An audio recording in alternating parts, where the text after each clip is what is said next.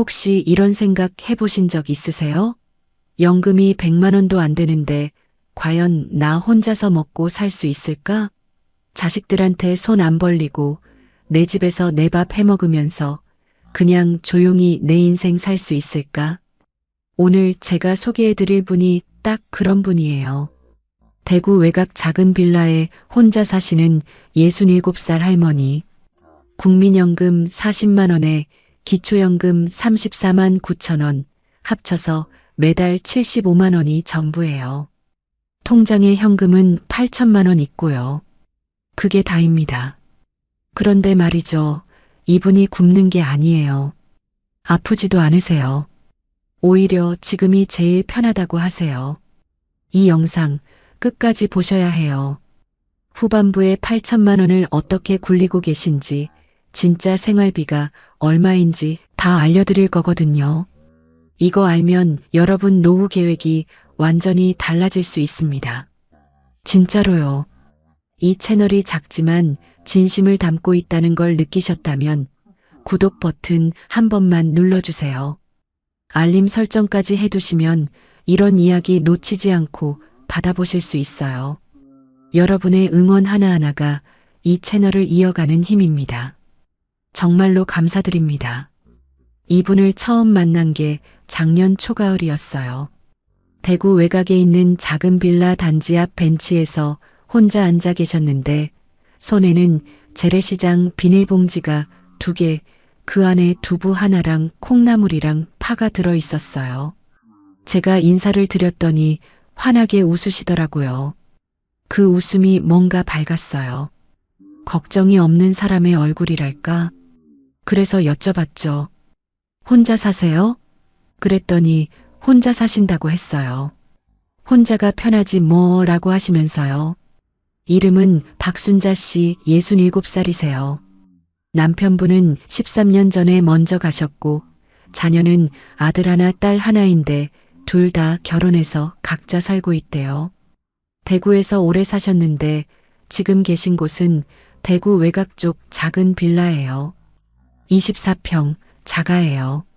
남편이랑 오래전에 장만했던 집인데 그때 이 동네가 개발이 될 거라 해서 샀다가 결국 별로 안 됐다고 하시더라고요.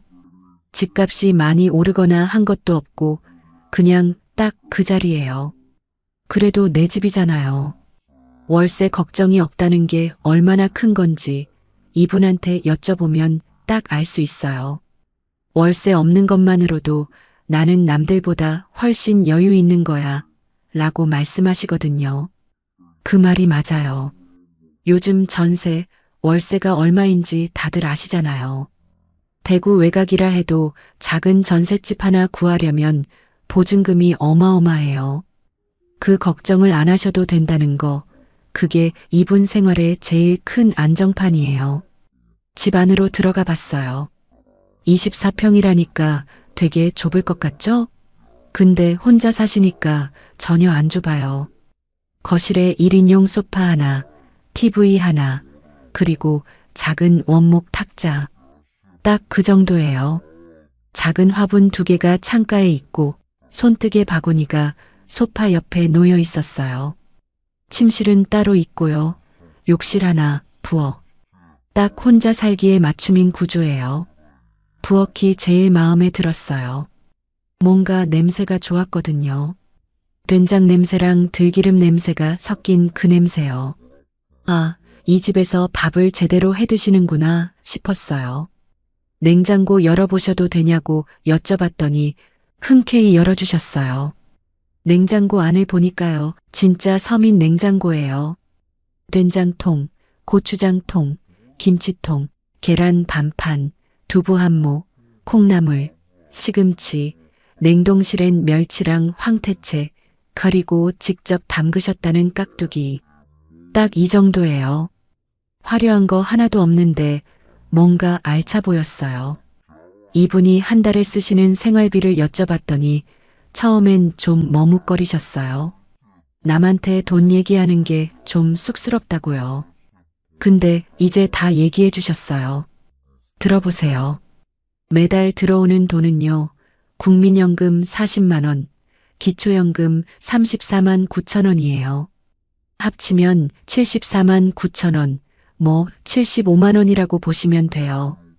딱 여기서 나가는 돈을 살펴봐야 해요. 관리비가 먼저예요. 빌라 관리비인데 5만 원에서 6만 원 사이래요. 여름엔 에어컨 좀 쓰니까 8만 원까지 나온 적도 있다고요. 겨울은 난방비가 좀 나오는데 그래도 6만 원에서 8만 원 정도라고 하셨어요. 전기, 가스 따로 나오는 구조인지 여쭤봤더니 이 집은 관리비에 포함이 아니고 따로 나온다고요.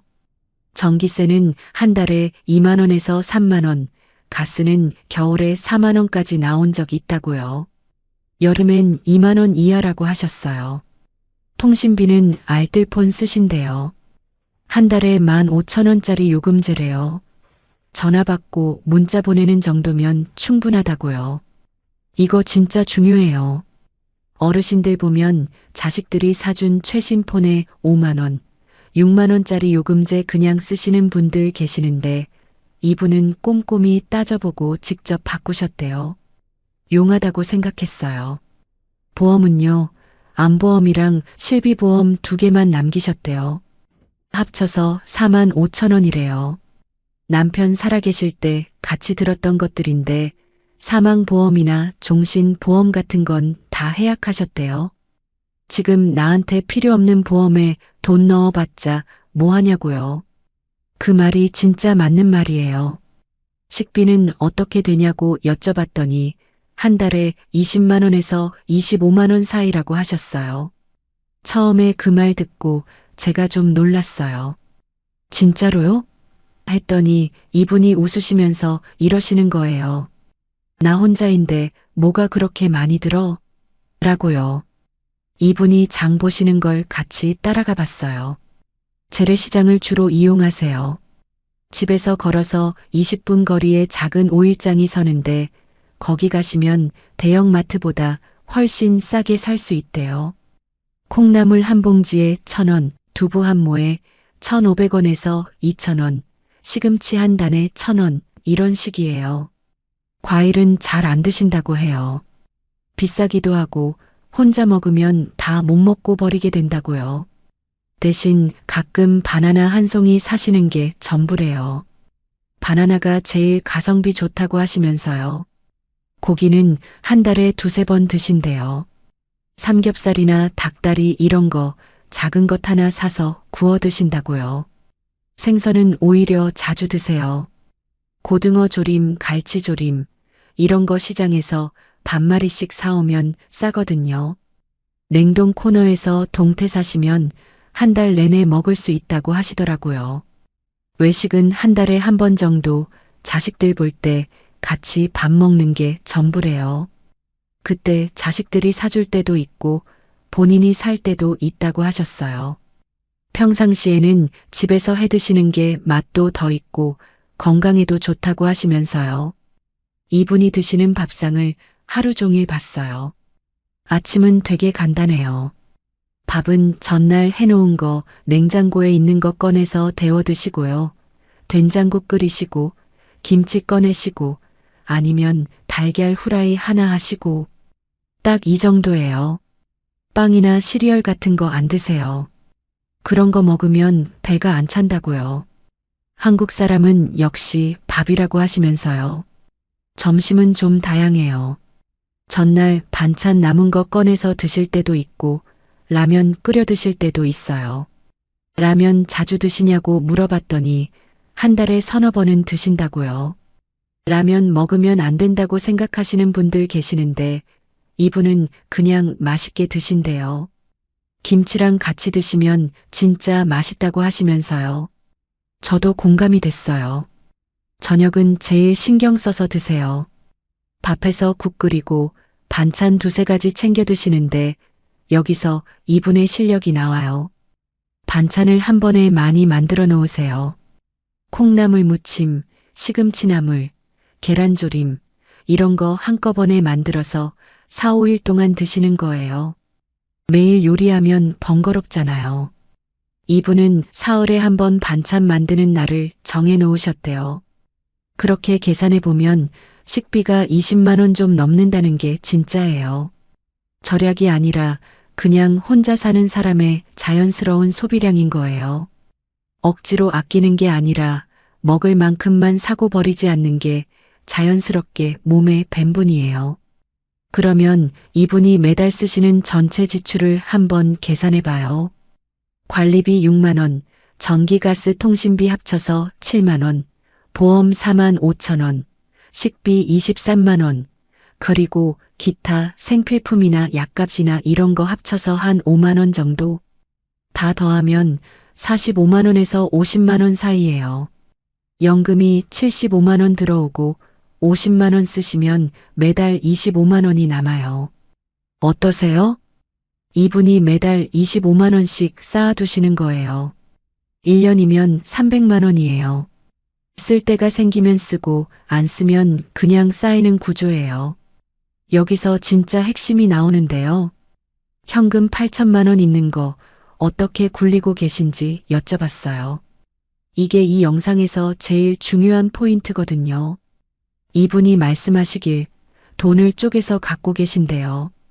한꺼번에 어디다 넣어두면 불안하다고요. 그래서 이렇게 하셨대요. 8천만 원 중에서 2천만 원은 수시 입출금 통장에 언제든지 꺼내 쓸 수 있는 돈으로 갖고 계세요. 갑자기 아프거나 큰 가전제품 바꿔야 하거나 이런 상황에 바로 쓸 수 있게요. 이게 비상금이에요. 그 다음 3천만 원은 정기예금에 넣어두셨어요. 만기 1년짜리로요. 이자가 한 달에 얼마냐고 여쭤봤더니 이자가 그렇게 많이 안 나온다고 하시더라고요. 예전에 이자가 많을 때 넣었으면 좋았을 텐데 지금은 금리가 별로 안 높다고요. 그래도 안전하게 갖고 있는 게 마음이 편하다고 하셨어요.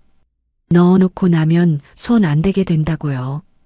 그 말이 진짜 맞아요. 쉽게 꺼낼 수 있으면 쓰게 되거든요. 나머지 3천만 원은 어디 있냐고 여쭤봤더니 그건 아들한테 잠깐 맡겨놨다고요. 아들이 사업을 조금 하는데 잠깐 필요하다고 해서 빌려줬는데 그게 좀 걱정이라고 하시더라고요. 이 부분은 제가 솔직하게 드려야 할 말씀이 있는데요. 나중에 다시 얘기할게요. 이분 생활에서 제가 제일 놀란 게 있어요. 병원비예요. 67이면 약도 많이 드시고 병원도 자주 가실 것 같잖아요. 이분은 어떠시냐고 여쭤봤더니요. 의료급여 대상자는 아니시고 일반 건강보험 적용을 받으세요. 한 달에 병원을 두세 번 가시는데 주로 혈압약이랑 관절 때문에 정형외과 가신대요. 거기서 실비보험 청구하시면 대부분 돌아온다고요. 실비보험이 진짜 든든하다고 하셨어요. 그래서 보험 다 해약하지 않고 실비만큼은 꼭 갖고 있는 거래요. 치과가 좀 걱정이라고 하셨어요. 치과는 보험 적용이 잘 안 되잖아요. 스케일링은 1년에 한 번 보험돼서 괜찮은데 만약 임플란트 해야 하거나 이런 상황 오면 그때 현금 써야 한다고요. 그래서 비상금을 항상 여유 있게 갖고 계신데요. 정말 현실적으로 생각하고 계신 분이에요. 이분이 하루를 어떻게 보내시는지 따라가 봤어요. 아침 6시 반에 일어나세요. 알람 없이 눈이 떠진다고요. 몸이 그렇게 됐다고 하시면서요. 세수하고 아침 밥 차려 드시고 밥 먹으면서 TV 뉴스 보세요. 그 다음에 빨래 있으면 하고 청소기 돌리고 이 정도 하면 오전이 가요. 오전 11시쯤 되면 가까운 공원으로 산책을 나가세요. 30분에서 40분 정도 걸으신대요. 날씨 좋을 때는 꼭 나가신다고요.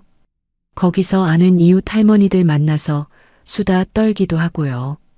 이게 이분한테 사교 생활이에요. 돈 안 들고 건강에도 좋고 사람도 만나는 거잖아요. 이거 진짜 중요해요. 점심 먹고 나면 낮잠 좀 주무신대요. 30분에서 1시간요.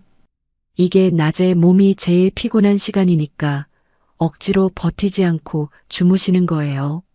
낮잠 자고 나면 개운하다고 하셨어요. 오후엔 TV 드라마 보시거나 손뜨개 하세요. 손뜨개를 혼자 배우셨다고요. 유튜브 보면서 배웠다고 하시더라고요. 할머니도 유튜브 배우셨다고 하시니까 제가 웃음이 났어요. 손뜨개로 손수건이나 수세미 만들어서 자식들 올 때 주신대요. 자식들이 그걸 되게 좋아한다고요. 저녁 먹고 나면 다시 산책을 짧게 나가시거나 집에서 TV 보시다가 9시, 10시쯤 주무신대요. 이게 이분의 하루예요. 단순하죠? 그런데 이분 얼굴에 걱정이 없어요. 그게 핵심이에요. 외롭지 않냐고 여쭤봤어요. 이게 제일 조심스러운 질문이었어요. 혼자 사시는 분들한테 외롭냐고 물으면 뭔가 상처가 될 수도 있잖아요. 그런데 이분은 대답이 되게 단호하셨어요. 외롭냐고? 뭐가 외로워라고요. 딱 잘라 말씀하시는 거예요. 그러면서 말씀하시길 남편 살아있을 때 더 외로웠다고요. 남편이 말이 없는 양반이었는데 밥 먹고 나면 방에 들어가서 TV만 보고 같이 얘기 나누는 게 별로 없었대요. 그때가 오히려 더 쓸쓸했다고요. 지금은 내가 보고 싶은 거 보고 먹고 싶은 거 먹고 자고 싶을 때 자고 아무도 눈치 안 봐도 돼서 오히려 편하다고요. 이 말에 저도 뭔가 공감이 됐어요. 물론 힘든 날도 있다고 하셨어요. 아프고 기운 없는 날, 밥 차리기 귀찮은 날, 그런 날은 좀 눈물도 나고 자식들 생각도 난다고요. 그럴 때는 자식한테 전화해요 라고 하시더라고요. 그냥 생각났다고 전화하면 자식들도 반갑게 받는다고요. 뭔가 특별한 이유 없이도 전화 한 통하는 게 처음엔 쑥스러웠는데 이제는 그냥 한다고요. 이웃 할머니들이랑도 가까이 지내세요. 공원에서 만나는 분들이랑 가끔 집에서 같이 밥 먹기도 하신대요. 아주 가끔이지만 그게 큰 위로가 된다고요. 혼자 차린 밥상 앞에 2명이 앉으면 왠지 더 맛있다고 하시면서요. 그 말이 되게 따뜻하게 들렸어요. 자식들이랑은 한 달에 1~2번 만나세요. 아들이 대구에 있어서 가끔 얼굴 비추고 딸은 부산에 있어서 좀 덜 보신다고요. 자식들한테 돈 달라고 한 적 없다고 하셨어요. 그게 제일 편하다고요. 손 벌리면 나중에 눈치 봐야 하잖아요. 그게 싫다고요. 내가 내 돈으로 내가 사는 게 제일 당당한 거야 라고 하시더라고요. 이 말 들을 때 마음이 좀 뭉클했어요. 다시 돈 얘기로 돌아가요. 아까 아들한테 3천만 원 빌려줬다고 했잖아요. 이 부분을 좀 더 여쭤봤어요. 돌려받기로 했냐고요. 이분이 좀 머뭇거리시더니 그게 좀 걱정이라고 하시더라고요. 아들이 갚겠다고는 했는데 사업이 잘 안 되는 것 같다고요. 아직 돌려받지 못했다고요. 이 부분이 진짜 현실이에요. 이분처럼 혼자 사시는 분들이 자식한테 이렇게 돈 빌려줬다가 못 받는 경우가 생각보다 많아요. 자식이 어렵다는데 안 줄 수가 없잖아요. 근데 그게 본인 노후 자금이라면 진짜 조심해야 해요. 이분도 그 3천만 원을 아예 돌려받지 못할 수도 있다는 걸 마음 한켠에 두고 계신 것 같았어요. 그래도 내 아들이니까 어쩌겠냐고 하시는데 그 말 뒤에 뭔가 씁쓸함이 있었어요. 이게 현실이에요. 깔끔한 은퇴 계획 다 짜놓고 자식한테 이렇게 한번 털리면 계획이 흔들려요. 그러니까 자식이 어렵다고 해도 빌려주는 건 정말 신중하게 하셔야 해요.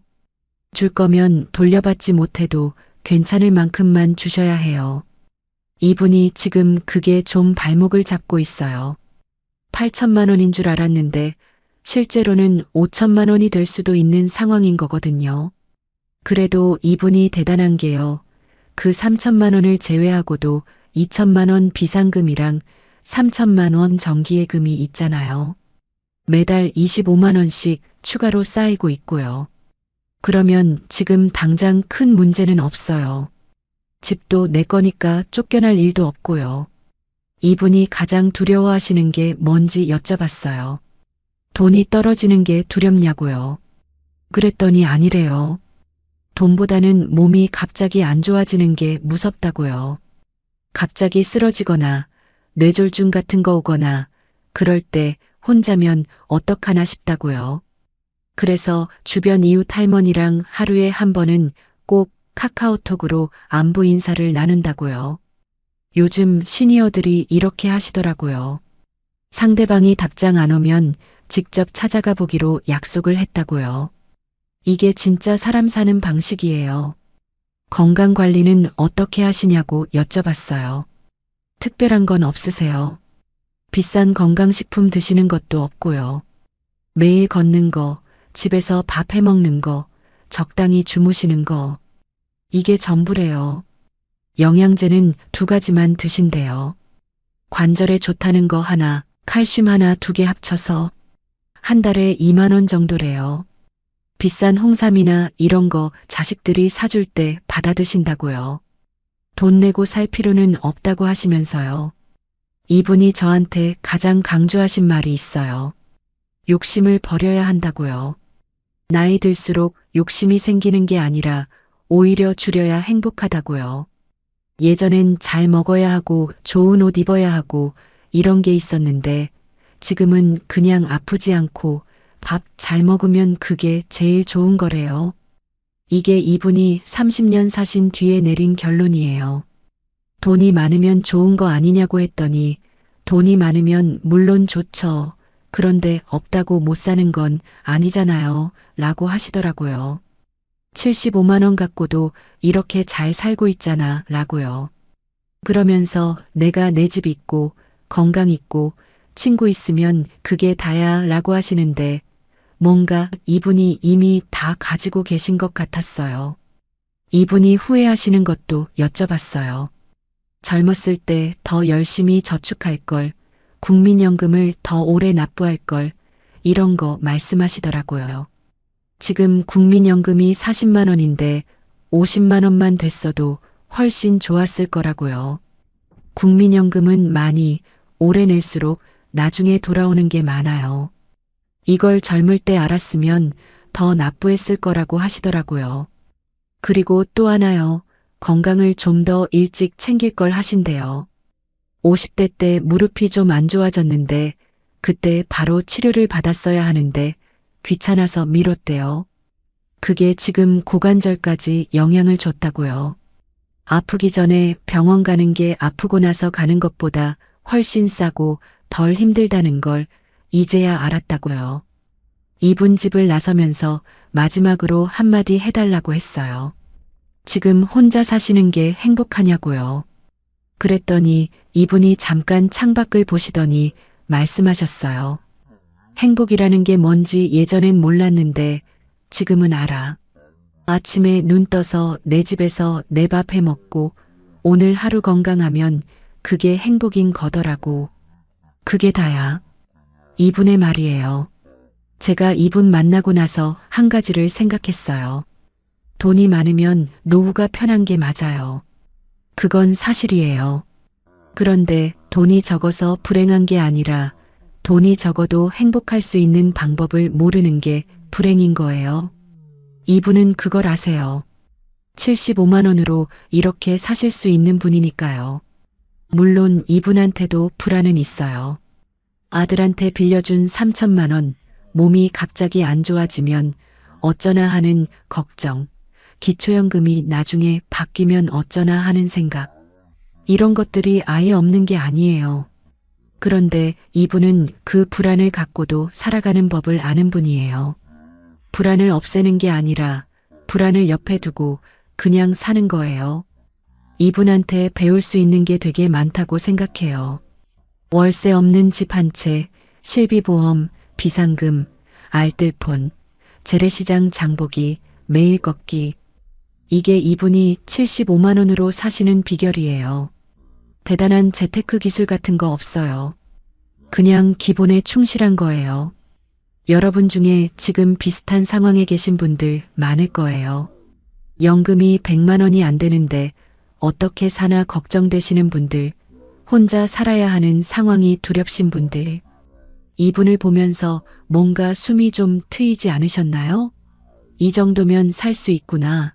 내 집만 있으면 어떻게 되는구나. 이런 생각이요. 오늘 박순자 씨 이야기 어떠셨어요?